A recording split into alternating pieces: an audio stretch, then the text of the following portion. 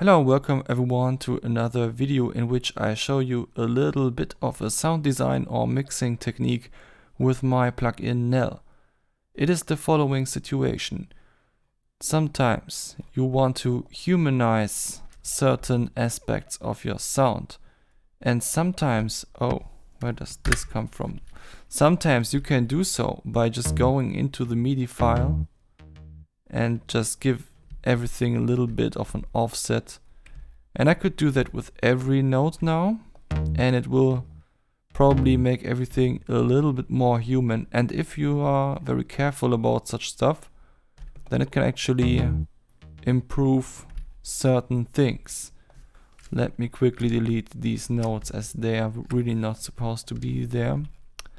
Anyway, the thing is, sometimes you don't have MIDI stuff to work with, but just audio files, and it might not even be that you have them available like this, where I could easily go ahead and just cut the individual notes and give them nice offsets, like in these separated drum thingies. But sometimes you might have a situation like this, where you just have a loop. Oh, that did not give me a loop of the group. Okay, then I really have no idea what, or did I not wait for long enough? Is this a bug? Yeah, I think I did not wait for long enough. Okay, good. Now I have the loop from these percussion elements. And now I can mute the group and pretend like I have only this loop to work with. And that might be a very realistic thing to happen in the middle of a project.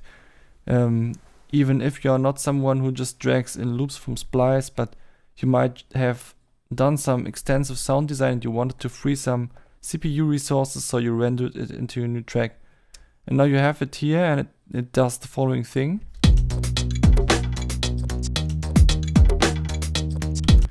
And you might decide that it might be cool to just give every one of these little drums here a little bit of a timing offset. But you want that to be automatic and not something that you kind of have to do all the time by yourself. And that's where my plugin comes into play. NEL is a vibrato plugin, and if you think of vibrato, in the first moment you would think, why would I use a vibrato plugin to time shift stuff? And I will show you why. First of all, vibratos work by applying a delay with constant modulation to a signal. So if you imagine that the delay is just long enough, then and the modulation is so slow, then you cannot hear it as a vibrato a lot anymore, then you only hear the time effects that it has. So let's just play back the audio and tweak the settings a bit.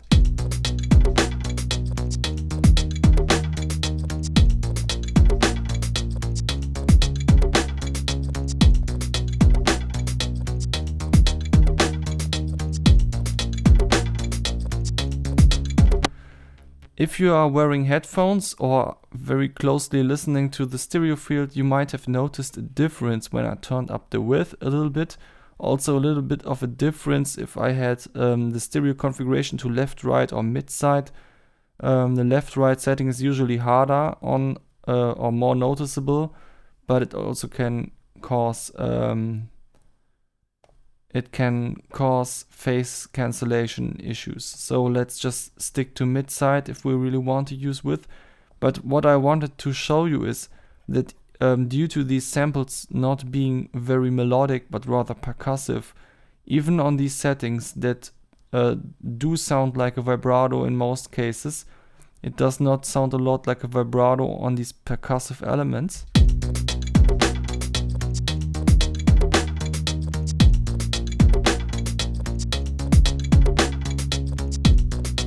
But it also does not shift our sound a lot out of its current timing, even on maximum depth. And if you think that was it, then you are wrong, gladly. because I implemented an options menu into my plugin NEL, where you can go into the audio settings and just turn up the buffer size. And this is something that works for this given preset. You can save presets with different buffer sizes, and when you load them, it will update the buffer size as well. So as you have seen, the standard is 7 milliseconds, or I'm not even sure if that's the real standard or just something that I set as my personal standard. But I will go for 100 milliseconds now. And just by the way, if you want to set your own standards, you can go to workflow and set new default states. And in the default states menu, you can set your own buffer size default and other default settings. Now I have a bigger buffer size and the vibrato will be more audible.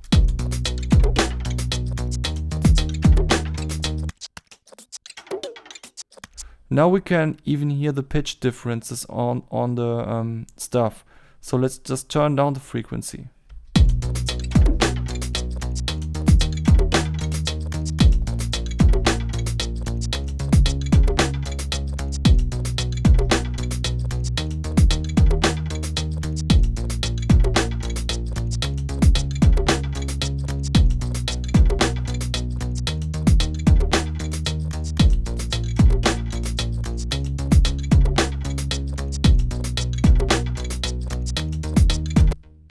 I actually like the sound that I hear when I'm enabling the left-right mode, but we should check if it translates to the stereo field rather nicely. If you turn up the buffer size very largely, then it can actually happen that the phase issues are not that bad.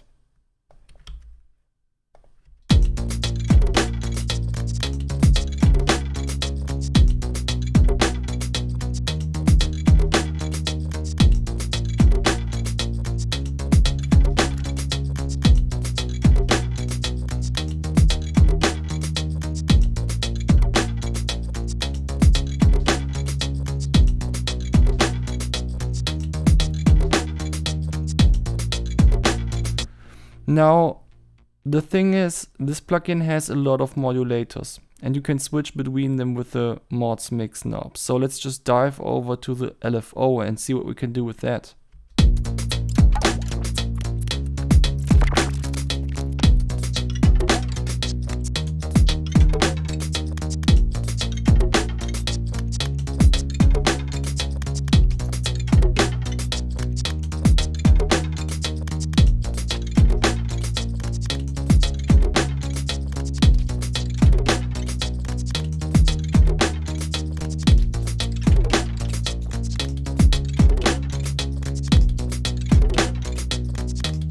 I think that's pretty cool, even though it's a little bit more than just humanizing the sound. And then we can dial in the mods together.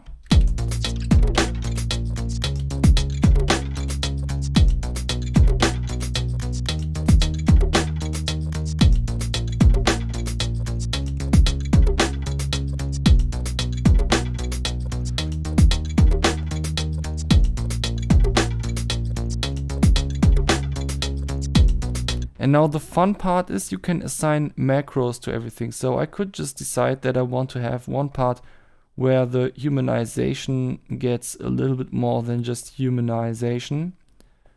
So I'm going over from this mix that is rather Perlin heavy over to the LFO a lot.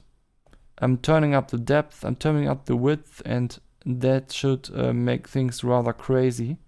Could even experiment with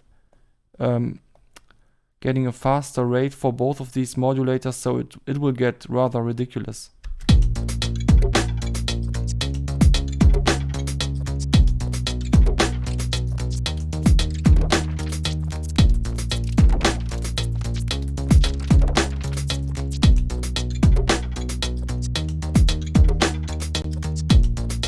But you can also use this feature to just find something in between of two settings that sounds best. For example, I just decided that putting it on 17% sounds rather cool.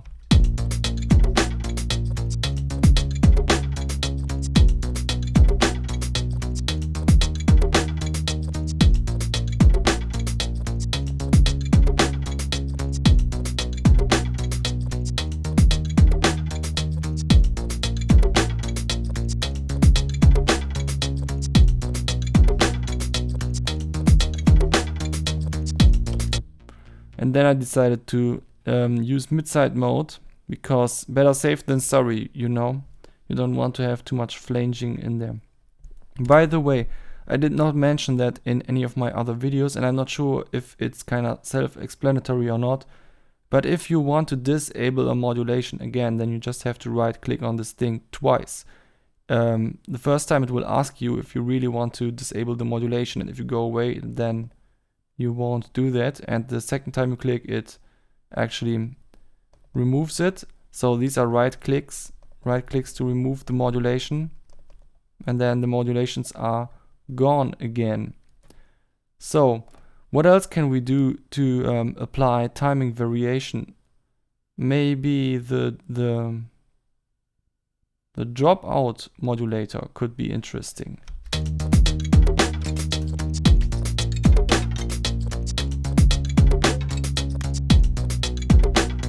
The dropout modulator creates pitch dropouts in regular intervals, or more or less regular.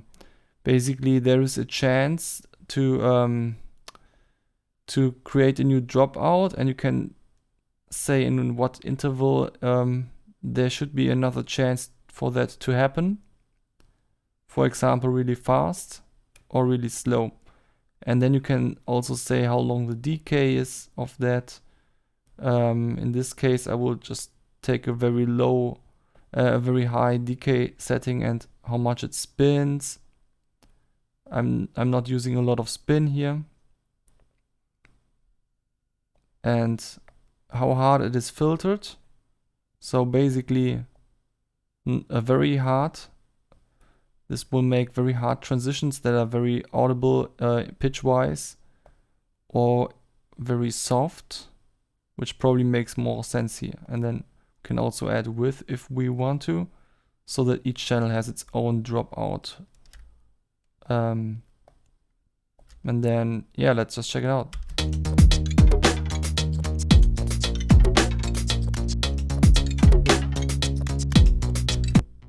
$100 milliseconds might be a little bit much, to be honest. Let's go down to 50.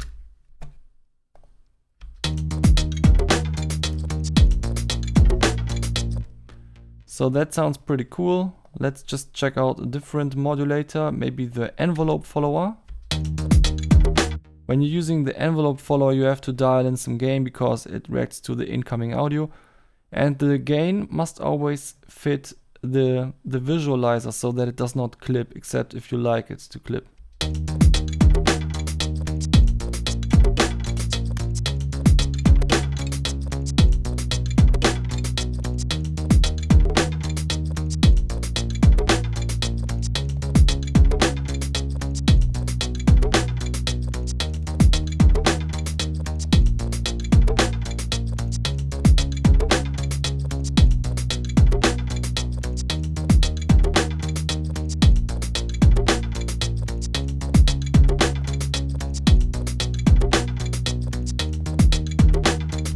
This is a rather conservative way of applying a time shift to a signal, because as you've seen, it only really reacts to the louder parts of the signal. So if you have a lot of dynamics, then you can find a setting where it will make time shifts for all of these little drums. So maybe this is not the best solution for that. Another way to apply modulation is to just modulate the delay directly with the macro modulator.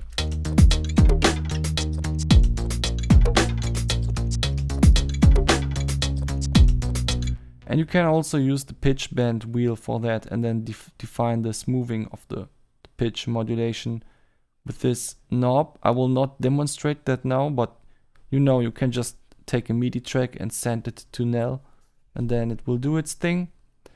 And there was one other thing that I want to talk about, because humanizing stuff is often used in, especially when it's automated like this, is often used live. So not in a studio, because if you are in a studio, you can just go into the, into the tracks and shift them by hand if you really want to.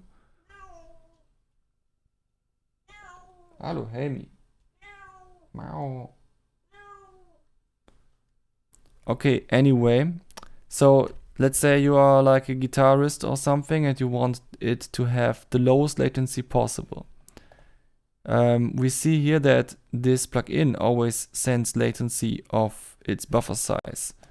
So if the buffer size is 50 milliseconds, then the latency will be 25, because it's kind of compensating for the delay length, so that it's always compensated for half the delay, as you can see. And in a studio setting, that makes a lot of sense, because then your timing is always on point, on average. But if you are working live, then you can just turn off look ahead, and then the plugin will not send latency. And if you then even turn off oversampling, then it will not even have latency. And then you have the minimum latency and you can play guitar or something. But now in this example, if we turn the modulation to the left, we would get the sound as we expected.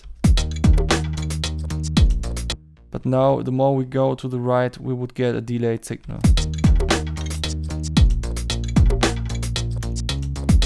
Which can feel a little bit unpleasant in a studio setting. So really, I added this feature for the case of playing live. And I usually just let these be turned on, because they are very good for all kinds of studio stuff. Now, just for fun, let's type in a really large number here and see it break everything.